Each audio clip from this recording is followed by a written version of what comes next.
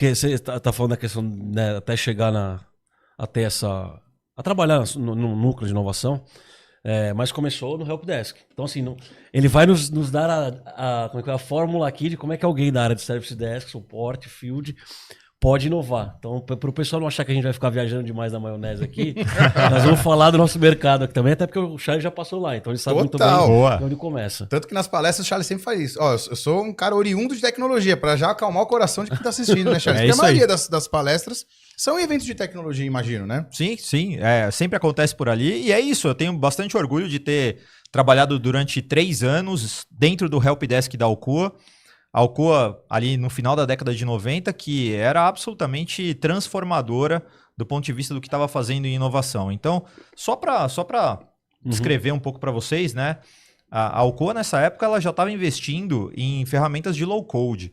Obviamente que as ferramentas de low-code de hoje são completamente diferentes daquela época. A gente está falando de um Power Builder, é bem diferente do que a gente tem hoje com OutSystems, Mendix e etc. Mas...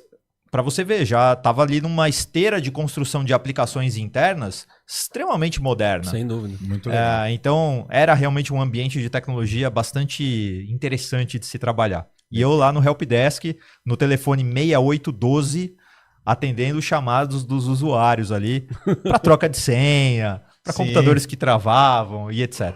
E ali, o Charles, ao longo do episódio, provavelmente vai ter a oportunidade de contar, já tiveram ali as primeiras oportunidades de inovação. Né, Charles? Sim, acho que, na verdade, a gente não olhava isso ainda, talvez, ou não caracterizava isso como inovação, mas como um desejo de melhoria. Sim.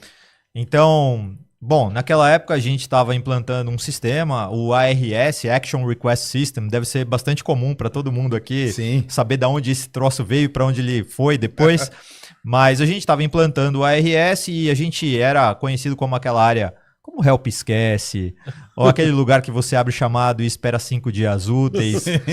Nada que o pessoal da nossa audiência aqui não deva ter ouvido passado, já. né? E a gente queria mudar essa percepção. E aí, para mudar isso, a gente conectou o ARS ao Outlook, Microsoft Exchange, e para cada chamado aberto, né, e no seu encerramento, a gente disparava um e-mail para a conta dos usuários, para que eles respondessem. O seu chamado foi fechado mesmo? E qual a nota de satisfação você dá para o fechamento desse chamado. Então, isso começou a nos dar um pouco o norte de se a gente estava fazendo o nosso trabalho direito ou não. Sim. Perfeito. E aí, depois de uma folha A0 impressa, muito bom, com uma caneta vermelha e uma preta, a gente controlava o nível de abertura de chamados versus o nível de fechamento de chamados. E a ideia era diminuir a boca do jacaré. A gente tinha que começar a fechar mais chamados do que a gente abria. E a gente foi descobrindo coisas como, a maior quantidade de chamados que a gente abre e fecha é para resolver problema de senha. E isso acabou gerando um projeto de single sign-on. Se a gente tiver todos os sistemas com a mesma senha, a gente resolve um problema para vários problemas. Perfeito. Só que, gente, eu estou falando da década de 90, final da década de 90. Exato. Quantas empresas ainda hoje têm sistemas diferentes com senhas diferentes? É isso. Você quer criar uma barreira para o teu usuário? Cria um sistema novo e não pluga ele numa senha comum. É isso. Então, a gente precisa, de fato, criar esse tipo de coisa. E aí tem a pergunta, né? Mas será que isso é inovação ou não? E aí depois acho que a gente pode discutir bastante sobre isso. A gente vai exaustar bastante o tema, né? Mas olha que legal. É legal esse recado inicial. O Felipe lembrou, o Charles já deixou na mesa.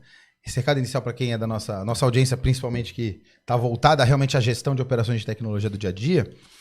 Que, cara, que inovação é sim para todo mundo e ela pode ajudar muito a resolver problemas reais de pessoas reais, que é a frase que o Charles sempre usa e que inspirou, né, o título do nosso podcast hoje. Mas show de bola.